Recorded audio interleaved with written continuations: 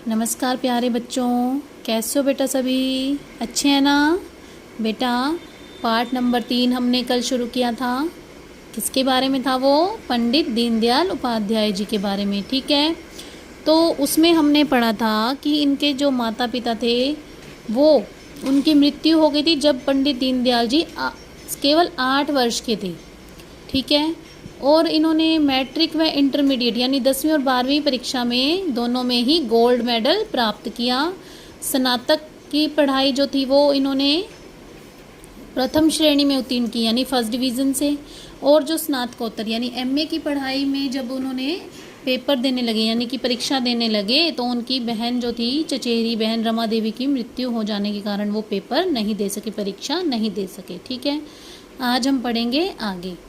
एक बार पंडित दीनदयाल उपाध्याय जी ने सरकार द्वारा संचालित प्रतियोगी परीक्षा दी।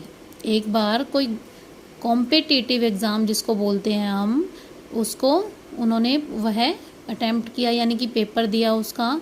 वे इस परीक्षा में धोती कुर्ता और सिर पर टोपी पहनकर गए। अन्य परीक्षार्थी पश्चिमी सूट पहनकर आए थे। उन लोगों ने इनका काफ़ी मजाक उड़ाया क्योंकि वे धोती कुर्ता और सिर पर टोपी पहनकर गए थे, इसलिए बाकी जो परीक्षार्थी जो बाकी कैंडिडेट थे उन्होंने उनका बहुत मजाक उड़ाया। उन्हें पंडित कहकर पुकारा। यह इनका उपनाम बन गया। उपनाम यानी कि जो नाम के आगे लगाते हैं, नाम उनका दीनदयाल उपाध्याय और जो आगे पंडित लगा रखा है बेटा, ये क्या हुआ? उनका उपनाम। यह उपनाम बाद में लोगों के द्वारा आदर, सम्मान और श्रद्धा से पुकारा जाने वाला शब्द बन गया। पहले तो लोग इन्हें मजाक में बुलाते थे पंडित, लेकिन बाद में यही नाम उनका जो बहुत ही आदर और सम्मान के साथ लिया जाने लग गया। इस परीक्षा में दीनदयाल जी चयनित अभ्यर्थियों में सबसे ऊपर रहे। जो ये परीक्षा हुई थी उसमें सभी में सबसे ऊपर जो स्थान था वो किसका था? पंडित दीनदयाल उपाध्याय जी का। दीनदयाल जी ने लखनऊ जाकर राष्ट्र धर्म प्रकाशन नामक संस्थान की स्थापना की। राष्ट्र धर्म नाम की एक मासिक पत्रिका का प्रकाशन किया यानी मैगजीन का प्रकाशन भी किया।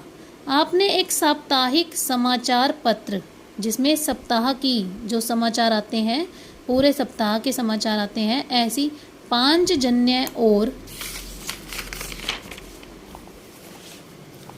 दैनिक समाचार पत्र और एक जो रोज के समाचार पत्र आते हैं, स्वदेश प्रारंभ किया था। आपने नाटक चंद्रगुप्त मौर्य और हिंदी में शंकराचार्य की जीवनी लिखी। आपने भारत की सनातन विचारधारा को युगानुकूल रूप में प्रस्तुत करते हुए देश को एकात्म मानववाद जैसी प्रगतिशील विचारधारा दी।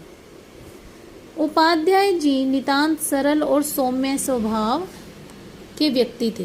कैसे थे? बिल्कुल ही सरल स्वभाव था उनका। राजनीति के अतिरिक्त साहित्य में उनकी गहरी अभिरुचि थी। साहित्य में उनका बहुत ज़्यादा इंटरेस्ट था। इस उनके हिंदी और अंग्रेजी लेख विभिन्न पत्र पत्रिकाओं में प्रकाशित होते रहते थे। 52 वर्ष की अवस्था में दीनदयाल जी की रहस्यमय हत्या हो गई यानी कि जिसका कुछ पता नहीं चला।